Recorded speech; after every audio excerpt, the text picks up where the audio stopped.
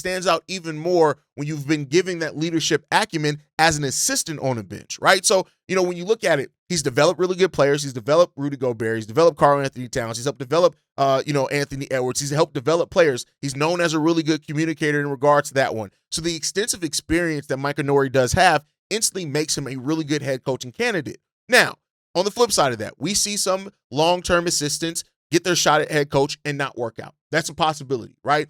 And I think that's the one thing that's holding Micah Nori back. Now, he has had to step up and be the interim head coach when Chris Fisher was injured. He did showcase his ability there in late game situation coming off. That was during the playoffs as well in 2024. He coached really well in that time. So you've seen a little bit of that.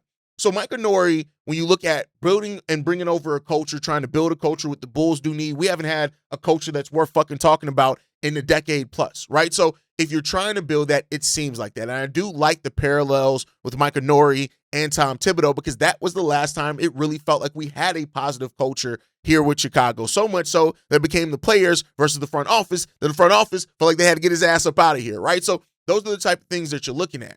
But as much as I love Chris Quinn, and Chris Quinn has been a guy that I've legitimately talked about for the last 3 years, anytime something's come up with potentially moving on from Billy Donovan, Chris Quinn has been the guy that I've gone to.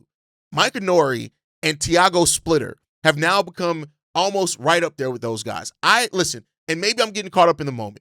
I can admit that maybe I'm doing that. But when you look at Tiago Splitter, to me, you see a guy in Tiago Splitter that to me has already shown, hey, I can take over a team. I can develop players. I can coach a team and get the most out of that roster. When you look at the injuries to Shaedon Sharpe, injury to Scoot Henderson, and then Scoot, even when he wasn't injured, was a slow burn to really become the player that we saw him eventually look like in the playoffs. When you see all of that, right, and you see a player that just really gives tons of heart and effort, I tell you what, I'm not against Tiago Splitter at all. And I know there are some Bulls fans that don't like the concept of it, but to me, when you had to learn on the job through as much stuff as Tiago Splitter has had to learn from and still find a way to be above 500 when easily an interim head coach, two of your best players out for large chunks of the season, right?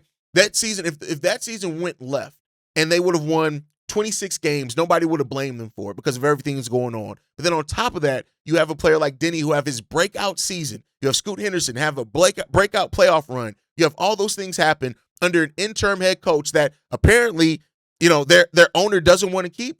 I would not be mad at all at Tiago Splitter coming and getting this job. So, while I still love Chris Quinn, I would love the concept of Sam Cassell as well. I think that Micah Nori and Tiago Splitter have become two of the more actual realistic options